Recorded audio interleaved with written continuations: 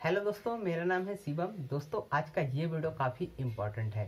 आज हम class 10th का एक महत्वपूर्ण चैप्टर शुरू करने जा रहे हैं जिसका नाम है धातु तथा अधातु, अर्थात मेटल एंड नॉन मेटल। दोस्तों, ये चैप्टर काफ़ी इम्पोर्टेंट है और इस चैप्टर से कई बार बोर्ड के एग्जाम में प्रश्न पूछे जाते हैं। तो दोस्तों, आइए इस चैप्टर को शुरू करते हैं। दोस्तों, इस चैप्टर को शुरू करने से पहले मैं आपको कुछ उदाहरण देना चाहता हूं जो आपने अपने दैनिक जीवन में देखा होगा। आपने देखा होगा कि लोहे की बाल्टी होती है, सोने की अंगूठी होती है, चांदी की अंगूठी होती है। तो दोस्तों, लोहे की बाल्टी, सोने की अंगूठी, चांदी की अंगूठी, इसमें लोहा, सोना और चांदी ये क्या है? ये है हमारे धातु, अर्थात हमारे जो धातु हैं वो जीवन में बहुत महत्वपूर्ण भूमिका निभाते हैं। तो धातु के बारे में हमको पता होना चाहिए। तो आइए जानते हैं धातु और अधातु के बारे में। दोस्तों, कई सारे साइंटिस्ट ने बहुत सारे तत्वों की खोज कर ली थी और विशेष गुणधर्म के आधार पर उनको दो वर्गों में बांटा था। एक को कहा था धातु और दूसरे को कहा था अधातु। तो आइए इस पॉइंट को लिख लेते हैं। सभी तत्वों को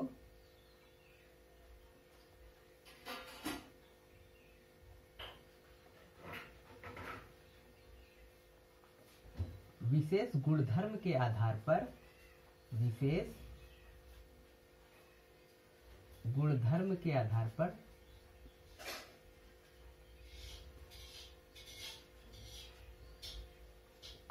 पर दो वर्गों में बांटा गया है। कितने वर्ग में बांटा गया है? दो वर्ग में। दो वर्गों में बांटा गया है।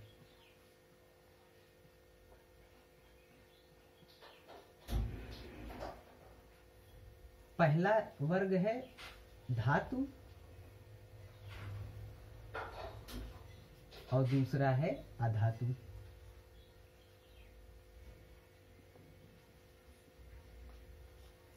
धातु को हम इंग्लिश में मेटल कहते हैं। क्या कहते हैं? मेटल। धातु को इंग्लिश में क्या कहा जाता है? मेटल।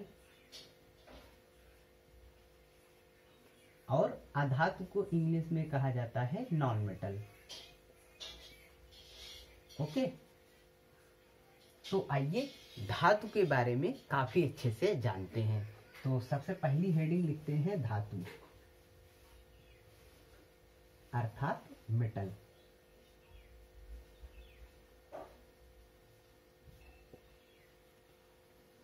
दोस्तों, जो धातु होता है उसको हम धन विद्युती तत्व भी कहते हैं। क्या कहते हैं? धन विद्युती तत्व।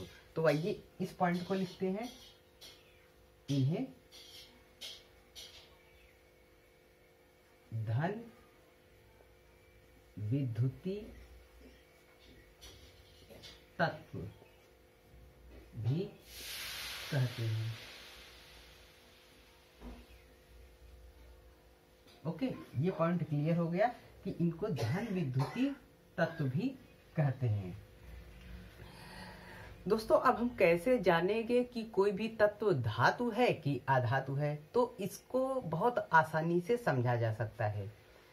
धातु वे तत्व हैं जो रासायनिक अभिक्रियाओं में अपने परमाणुओं से एक या एक से अधिक इलेक्ट्रॉन त्याग कर धनायन बनाने की प्रवृत्ति रखते हैं। ओके, धातु वे तत्व हैं जो एक या एक से अधिक इलेक्ट्रॉन त्याग कर धनायन बनाने की प्रवृत्ति रखते हैं। उनको क्या कहा जाता है? उनको धातु कहा जाता है। अगर आपको डेफिनेशन नहीं समझ में आई है तो आइए एग्जाम्पल के माध्यम से समझने का प्रयास करते हैं।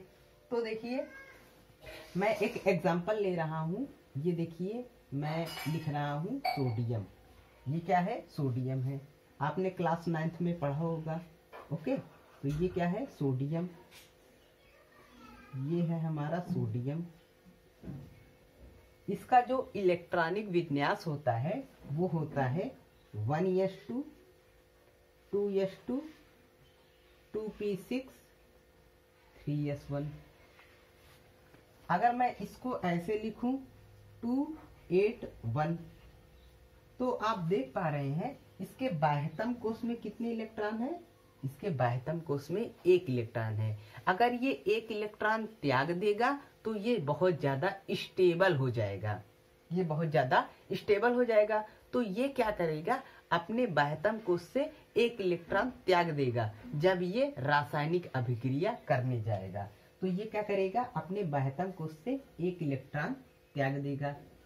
जैसे ही सोडियम ने 1 इलेक्ट्रॉन त्यागा, इस पर क्या आ गया? इस पर एक धन आवेश आ गया। इस पर क्या आ गया? एक धन आवेश आ गया।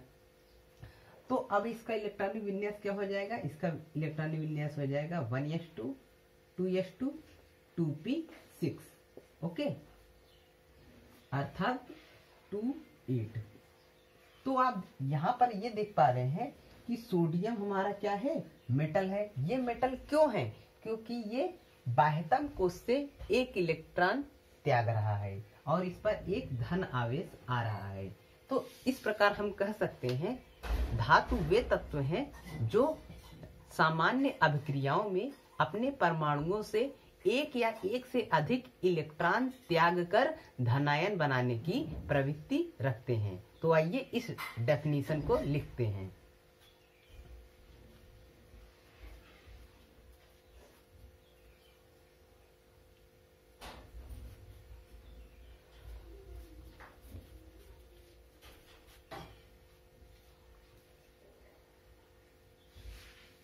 तो इस प्रकार हम कह सकते हैं धातु क्या है? धातु वे तत्व हैं जो सामान्य अभिक्रियाओं में एक या एक से अधिक इलेक्ट्रॉन त्याग कर धनायन बनाने की प्रवृत्ति को दर्शाते हैं। तो आइए दोस्तों इस डेफिनेशन को लिखते हैं।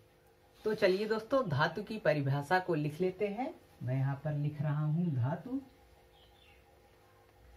अर्थात मेटल। मैंने आपको क्या बताया था? धातु वे तत्व हैं जो सामान्य अभिक्रियाओं में एक या एक से अधिक इलेक्ट्रॉन त्याग कर धनायन बनाने की प्रवृत्ति को दर्शाते हैं। तो आइए इसको लिखते हैं। धातु वे तत्व हैं जो सामान्य अभिक्रियाओं में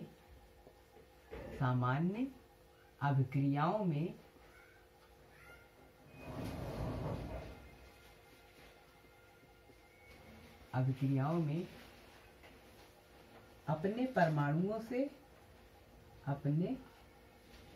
परमाणुओं से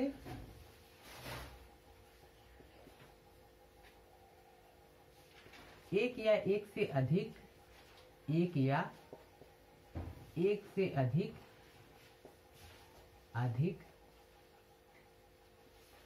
इलेक्ट्रॉन त्याग कर, क्या चीज? इलेक्ट्रॉन त्याग कर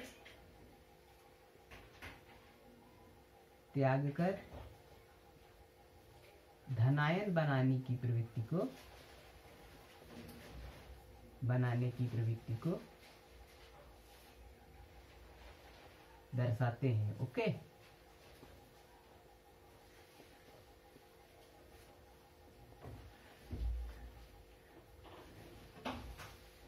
इनको क्या कहा जाएगा? धातु। कुछ और एग्जाम्पल लेते हैं। जैसे मैंने आपको एक एग्जाम्पल बताया था सोडियम। ये क्या करता है? अपने बाह्यतम कोष से 1 इलेक्ट्रॉन त्याग कर धनायन बनाता है। ओके, तो ये क्या करेगा? इलेक्ट्रॉन त्यागेगा और धनायन बन जाएगा। ऐसे ही पोटेशियम, ये भी क्या करता है? 1 इलेक्ट्रॉन त्यागता है और अपने आप को धनायन बना लेता है। 1 इलेक्ट्रॉन त्यागता है और अपने आप को धनायन बना लेता है। ऐसे ही मैग्नीशियम क्या करता है?